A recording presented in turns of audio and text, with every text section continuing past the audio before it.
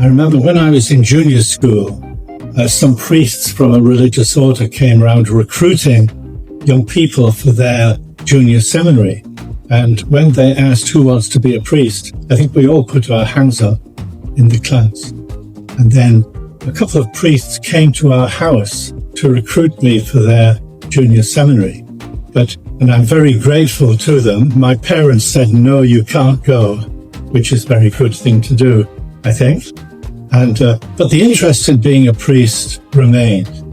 And then when I was a teenager, I decided to join another religious order. And I wrote away to them and I got literature, and I was sort of thinking of joining them. And then one day I saw in a paper, I think it was, a reference to an American Marist father XY, and then the initials SM. And I said to myself, oh, what a pity that I'm not becoming a Marist father. And so at that point, I think I decided to be a Marist.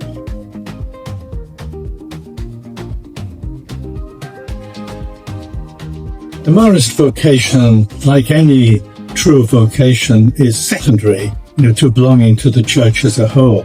No vocation or spirituality captures everything that there is in the church. But in our Marist approach to things, it's very important to be as close as possible to the Pope and the unity of the church that, for example, Pope Leo is emphasizing so strongly. We are asked to imitate the role of Mary in the early church, and she was there with Peter and the women and the apostles in a church that could easily have been split, but wasn't. And we can be sure that Mary played a role in the church being united from the beginning. And as people who are called to imitate Mary, we should also try to promote the unity of the church. So we cannot be liberals or traditionalists or members of this party or that party. A Marist is called to work for the unity of the church and to try and see what is good in all the different approaches that there are.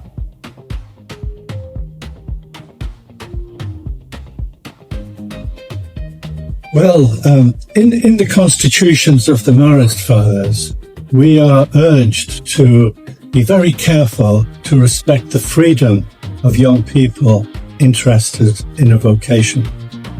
So my advice to a young person would be to try and find somebody to talk to who will respect your freedom and won't be trying to recruit you at all costs into some particular congregation or order.